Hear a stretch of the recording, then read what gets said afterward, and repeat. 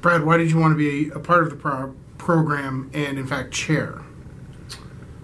Well, first of all, my good friend asked me to help out. I'm going to say yes, but most importantly, it's a significant issue. We really need to take care of each other. You know, we're geographically spread out like never before. We're all working more than we did before. Well, there's less social interaction, and that just leads to all of us being isolated and more stressed out than ever. Okay.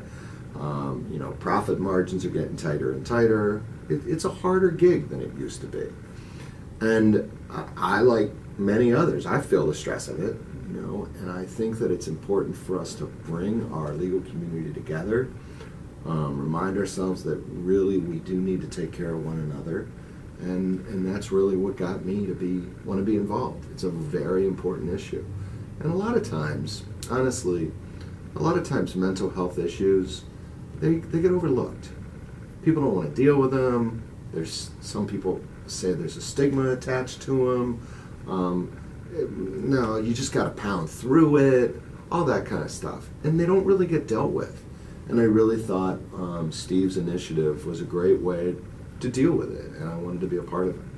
And I think, you know, to your point, I think in many ways we communicate more often than when I practiced early in my career, but we don't talk on the phone, we don't see each other very much. So the emails and which, you know, has the effect of, one, I think sometimes creating some misunderstandings and hostilities, but also it's impersonal. I can't see how you're feeling. I can't look at your tone. I can't get a sense as to whether you're struggling, not electronically at least. And so to your point, I couldn't agree with you more. And I think, you know, the profession of email, the expectation of the service we provide is, you know, right now. At 11 o'clock at night. Correct, exactly. And so that has, I think, created more stress for folks and made it more difficult.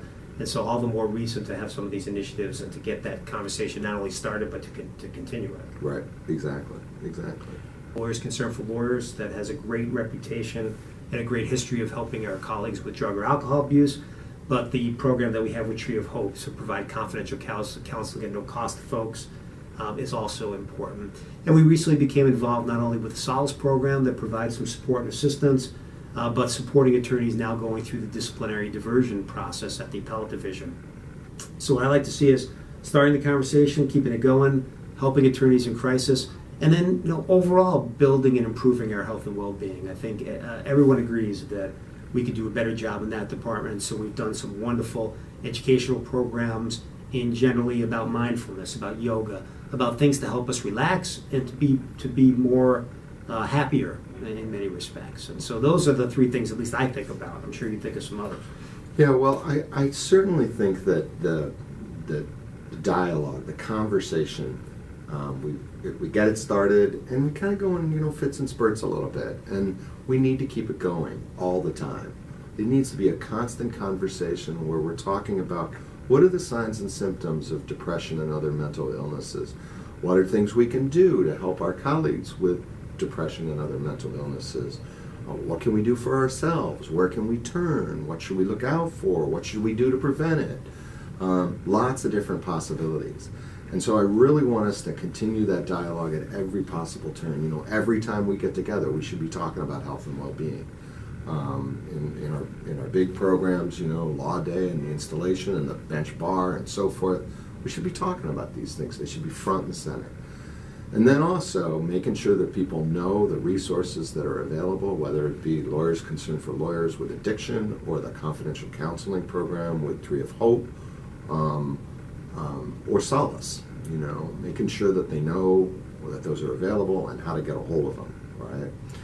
And then we would really like to put together a peer-to-peer group where lawyers can come together in a confidential manner with other lawyers and talk about issues that they're stress that they're having, depression that they're having, work through, build some relationships that will help them.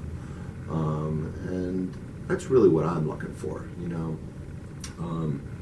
And that's critical, and that's something that has worked successfully. For example, our brothers and sisters in Buffalo, we've long had a leader, Dan Lukasik, who has provided that opportunity and that leadership, and that's critical. The other thing that we've tried to do, and we've had some success in doing it, is making sure that money was not an obstacle for someone getting treatment. And so we have through a number of generous donors, raised some money that's sitting at the foundation for use for folks that need the counseling, that need other assistance, and we're hoping to continue to build on that.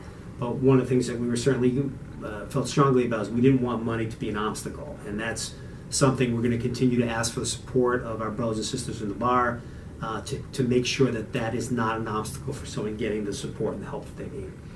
So right now, if somebody calls the Tree of Hope hotline, which is on the website, there's a little banner at the top of the website that says for lawyers in need. If you call that, that call will be answered by a licensed social worker who is one of the owners of Tree of Hope, who will help you deal with the issue and get you to a clinical therapist who specializes or has knowledge in the particular issue you're dealing with, whether it be a family matter or a work-related matter, a financial matter, what have you. And then not only is the cost of the call covered, but the cost of 4 additional sessions are covered in full, without regard to insurance or anything. Also, it's fully confidential, so if you call that number, we don't know the names of the people who call that. The Bar Association doesn't know the names of the people who call that. All we do is get a bill that a person called, and it's as simple as that. It's entirely confidential.